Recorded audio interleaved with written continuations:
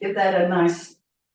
Okay, so this is the beginning of the shoulder release. Now, sitting bones against the wall. So lift your bum, and you've got to stick your bum back, which I know for those of you who are posteriorly rotated is hard. You have to grab the bottom of your bottom, lift it up, bend your knees, pull your cheeks apart, get the bones, put the bones against the wall.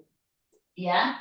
Okay, slide the bones down and then slide them up and straighten your legs. Slide the bones down. Keep holding your bum so that you get that feeling of the sitting bones moving apart and then slightly together, moving apart. Okay, slide down, knees bent. Hold this here. Draw the knees slightly apart. We're going into the inner thighs, the adductors. Push your weight in your feet down so that it's mainly through your heels and through the outside of your feet. The inner arches are slightly lifted, so we're not collapsing in with the knees. Get those knees out and see if you can drop down a little bit deeper. We're going to breathe in the center. As you exhale, drop your right shoulder down. Look over your left shoulder, right where that bra strap is. You are squeezing and twisting. Breathing into the center. The shoulder, left shoulder down, looking up over the right shoulder. Keep those sitting bones lifted, don't let them slide together. Keep them lifted and separated. Consciously now loosen the jaw as you breathe out. Lower jaw dropping away from upper jaw. Now, consciously see if there's any tension around the anus area. Any holding, any contraction, if there is, release it. Consciously release it. As those sitting bones widen, as we release tension in the jaw and in the shoulders, we will find there's a corresponding release in the back of the pelvic area. That's the way. Come back up. Now we're going to slide the sitting bones to the right and straighten that left leg. Keep your back straight, sitting bones on the wall, bum high. So this should be a relatively strong stretch here into the inner thigh muscles. Pull the toes back. Really open up the bottom of your feet, the soles of your feet. Slide the bum to the other side, to the left. Pull your right toes up. Keep your bum high. Don't let it slide down and round your back. High. You're lifted here, hinging from the hip joints. Rub the inside of that leg. We're just going to slide from side to side now. Now this will be quite strong on your upper thighs, into your hip joints. Use the wall to stabilize. Stretch. That's it. Beautiful. Come back into the center. Open those knees. Pause here, inner thighs, relax the pelvic floor, and then roll yourself back up again. Okay, so I'm going to take my socks off. Keep your feet just away from the wall, like that, about a good fit away, and then again, lift your sitting bones, put them against the wall. Now we want to keep the torso straight. So lift and roll one shoulder and the other shoulder. Leave them in the back of the sockets, elbows in, base the rib cage in, chin tucked in, give yourself a double chin, and then hinge over slightly. Bend your knees, slide your bottom down the wall, like so. Hands can be just on the thighs. Now slide your bum up, keep your back straight. Crown of the head into the middle of the room. Slide it down, opening up the hamstrings, but with the sitting bones lifted, hinging from the hip joint, as opposed to rounding through the lower back. So slowly nudge into the edge of your stretch through your hamstrings. Push through your heels. Heels are in the ground. Down. Keep breathing. Shoulders are back, elbows close into the rib cage.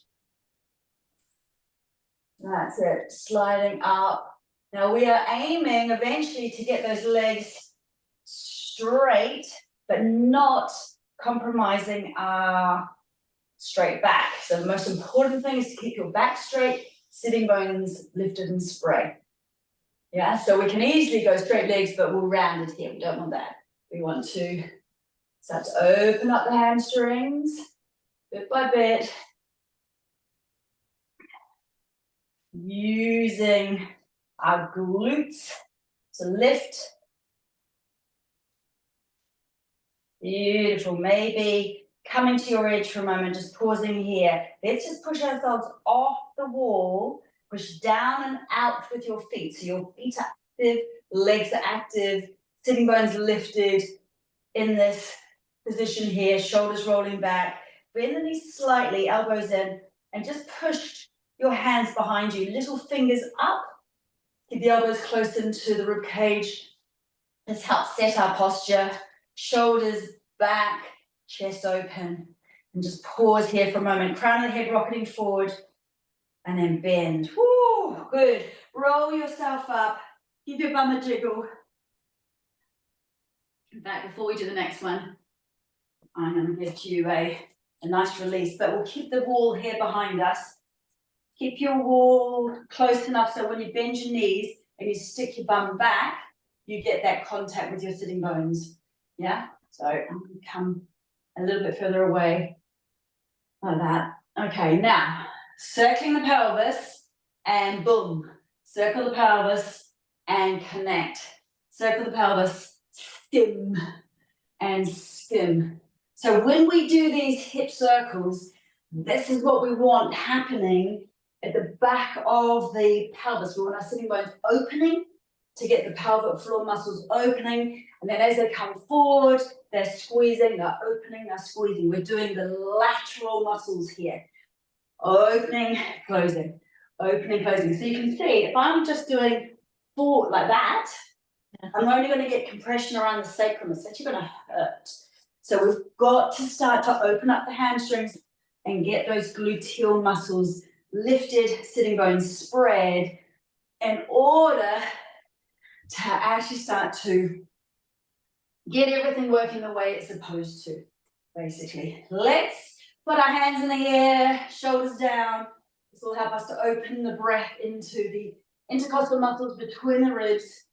Keep the shoulders right away from your ears. It's the heart rate up as well. Big breath. Big circles.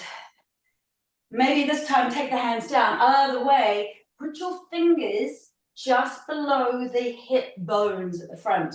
So you can feel your muscles. These are your psoas muscles that you can feel underneath your fingertips here. You can feel those muscles contracting, releasing, contracting, releasing. Again, if we are either like that or like that, these core muscles are not able to go into their full range. So hopefully you feel those muscles working.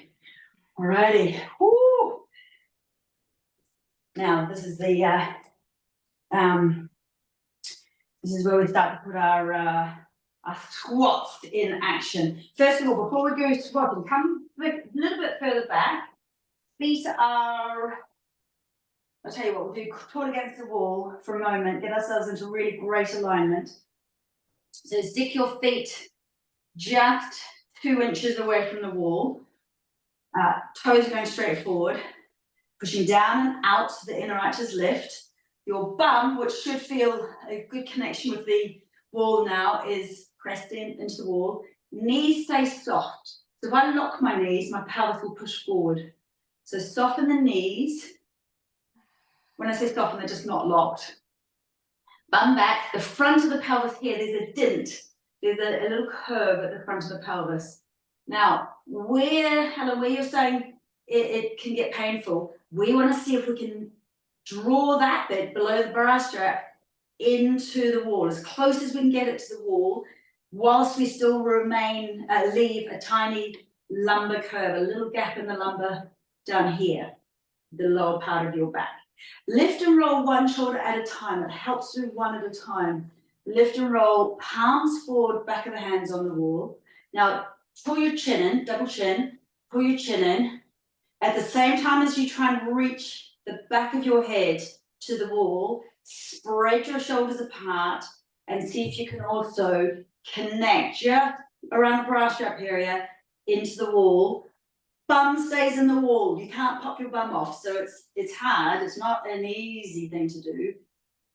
Keep breathing as if you're spreading outwards as you breathe. You're spreading out along the wall as you breathe in,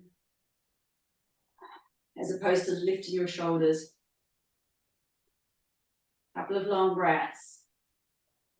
Okay, just soften, come away from the wall, give yourself a jiggle, roll the head, restack. So put your head back on top of your neck. Take a moment where your shoulders just sitting into the sort of back of the sockets. Thumbs are forward, so you can tell if you're rolling forward because with your shoulders, because your hands will be like that. So we want to have thumbs, almost palms slightly forward. Okay, so let's go into our alignment for a moment.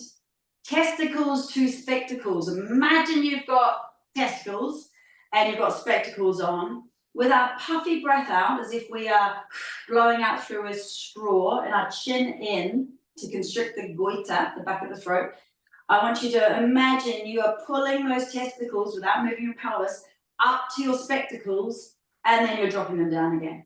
Breathing out, squeezing, lifting, and then releasing. Lift imaginary testicles to spectacles and drop them. So externally, we don't see anything moving. We don't have the bum pushing forward. We don't squeeze our legs together.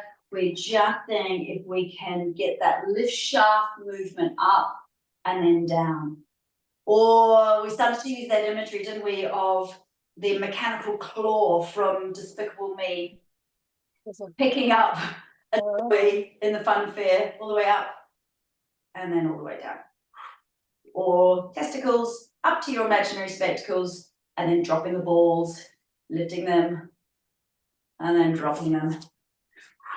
Activation on the breath out.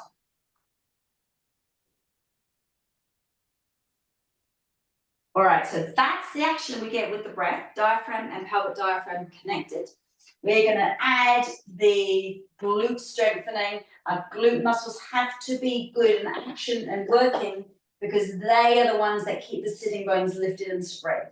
If we've got no glutes, sitting bones go, we tend to be slightly tucked, and that leads to constipation, it leads to congestion, tightness, prolapse, urgency issues, disconnection with the whole of the core chain, lower back pain, fusion of the vertebra.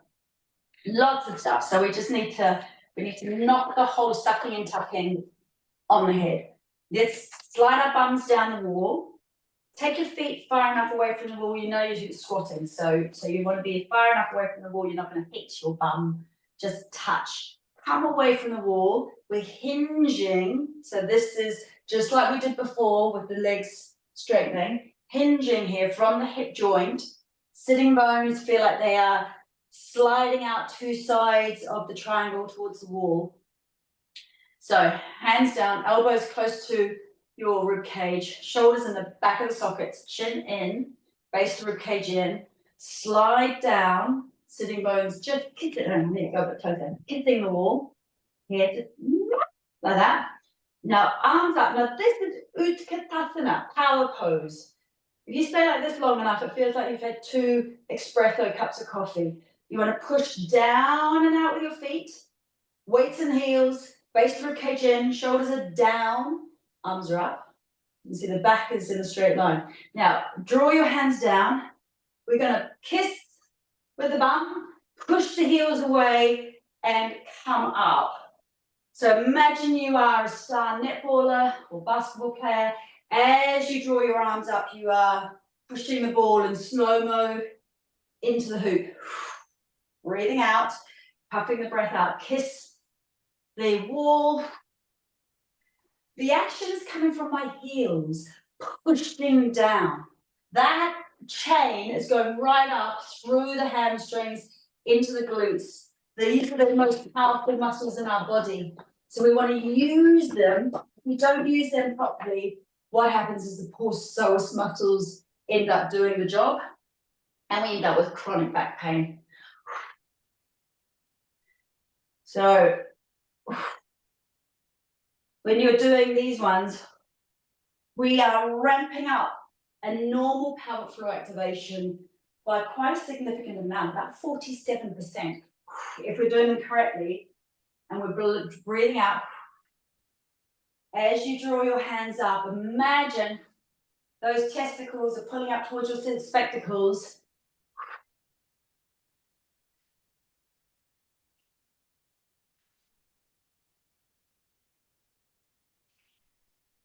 And one more. Beautiful. Give yourself some circles again, releasing, skimming, skimming, skimming out of the direction, skimming, skimming, skimming. Good. Alrighty, so I'm going to get you just to slide your bum down again.